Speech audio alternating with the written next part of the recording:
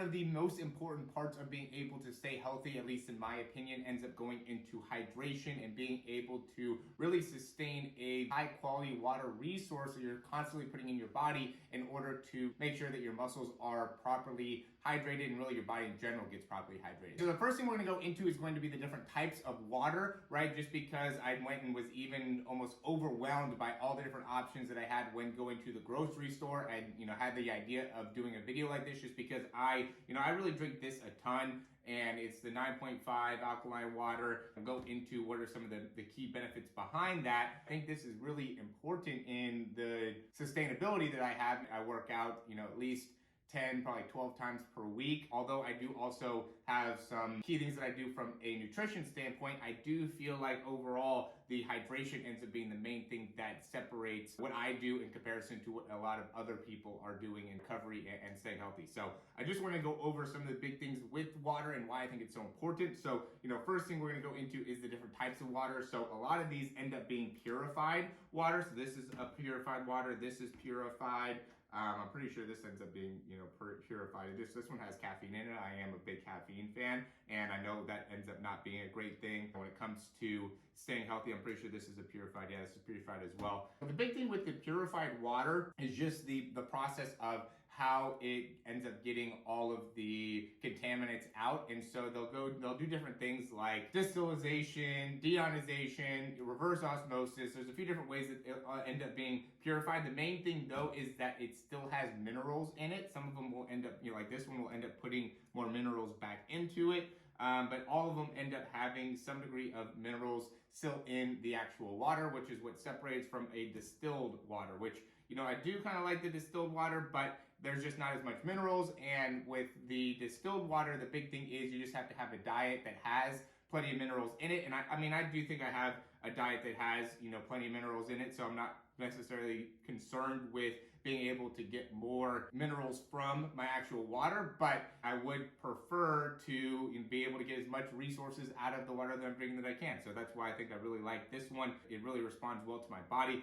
I do drink this one a lot as well, just because I like the size of the actual bottle. This company doesn't make this size bottle. And so, I just want to be able to easily get a water bottle that's big enough. This one has a 8.8 alkalinity, which is the big difference between the two. I like this one more, and we'll go more into alkalinity in a second. So that's the difference between the distilled and the purified. Purified still has minerals in it. The distilled water does not have any minerals. It is free of any contaminant, so it's probably the most clean water. Okay, the next thing is going to be spring water. This is a spring water here.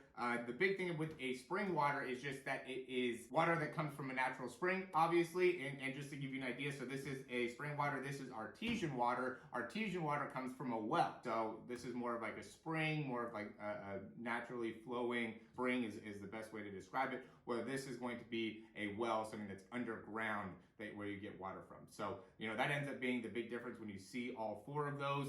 And that really ends up being the main things that you end up getting. And then you obviously have like regular tap water.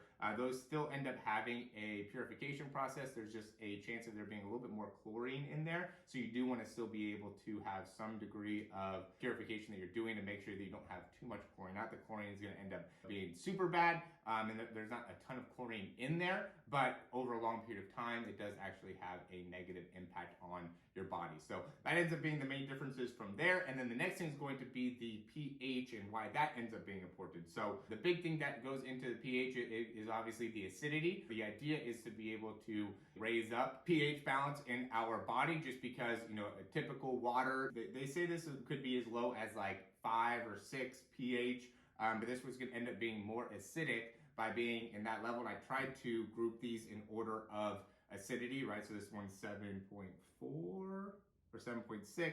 This one is 8.4, 8.8. These two are 9.5. If you like the video so far, go ahead and click that thumbs up down below. Subscribe to the channel if you haven't already. And if you have any questions, comments, recommendations, you can leave those down below. So these are in order of the overall alkalinity in them. So this has a little bit more alkalinity. This is going to be less alkaline and also therefore a little bit more acidic. And so the idea behind it and why alkaline water, it ends up being a much better resource is pH balance, right? Being able to restore the pH balance ends up being a really important thing. If you have too much acid in your body that ends up doing things like sluggish, not as hydrated. You know, it has some negative impacts on you. So that's why, you know, there's a big push towards alkaline water, just because it is supposed to give you a little bit more energy, the effectiveness of the hydration. And, you know, one of the things it says is that you can actually end up staying a little bit younger by having high alkaline water more consistently. So if any of you guys are looking older from a very early age, then I would say definitely increase your alkaline water, and that could end up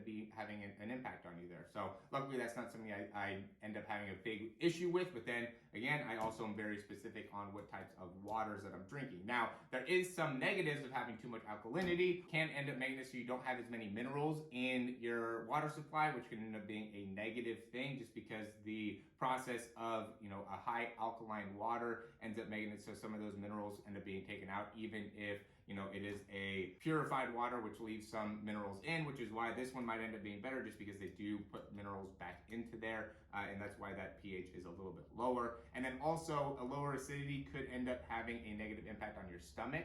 Could make it so you end up, you know, having more bacteria in your stomach, because the high acidity really is able to kill bacteria very quickly that could end up building up in your stomach. And so, you know, that's where the acidity ends up being a positive thing. But, you know, you do want to be able to balance that. You don't want to have too much acidity, just because we talked about that could end up having a negative impact on your energy levels. But then on the other side, you don't want to have too little acidity, because that will end up impacting your digestion and could impact your immune system and things like that as well. Just want to be aware of your body. Big thing is just understanding that there is a lot out there that can end up having a positive impact on you and your performance, and also a negative impact on you and your performance. And I do see, you know, a lot of people that end up having reoccurring injuries or reoccurring problems, and, you know, being able to really take a broad look at all the different things that could be impacting that, I think is critical in making sure that you're able to stay healthy. And I have had issues with staying healthy at times, and I think a big part of that does go down to my diet and my hydration. When I'm not staying on top of my hydration and what I'm putting in my body, then my muscles end up being a little bit more stiff, and I just don't feel as good overall. And compared to when I'm really on top of what it is that I'm putting in my body from a water perspective, and how much better that I feel, and how much more loose my muscles feel. So I do think that this ends up being a critical part in being able to stay healthy. As many of you guys know who are probably watching this video, I do sprinting at a high level, and that's why I wanted to make this video, is because there's obviously a lot that goes into being able to sustain your body, like working your body at a high output consistently. Running 5-6 days a week really puts a lot on your body, so you have to be able to set yourself up for success there. You could easily get yourself hurt on any one of the sprints, any one of the runs, any one of the workouts. And so, you know, really making sure that you're properly hydrated will make it so you can really increase your chances of staying healthy, which is what we want to be able to do. That's what I'm all about with the Performance Labs. All right, and as we wrap this video up, I will say, if you haven't clicked that thumbs up down below yet, go ahead and click that right now. That really helps us out a ton. And then you can also check the description down below to learn a little bit more about some of our programs and how we can help you out in improving your speed, your jump, your throwing. Just have a wide range of different things that we're able to do from a performance perspective. Obviously, with that, we do go into some nutrition. I'm not an actual dietitian, so I can't give you too much recommendations on that, but I do give you like a meal plan for you to follow. And we do talk about some of the healthiest ways to recover, and the prioritization that we put on recovery, I think, is something that is very, very different from, you know, most of the other programs that you're going to get on. You know, what really the big thing to me is, like, if you can't stay healthy, then you're not going to be able to perform at the highest level, which is why we focus on biomechanics, which is why we do all the breakdowns, because we want to make sure that we're staying healthy as priority number one, and then we build performance off of that. So that's really the overall framework behind what we do here at the Performance Lab. So go ahead and check the description if you want to learn more about our programs.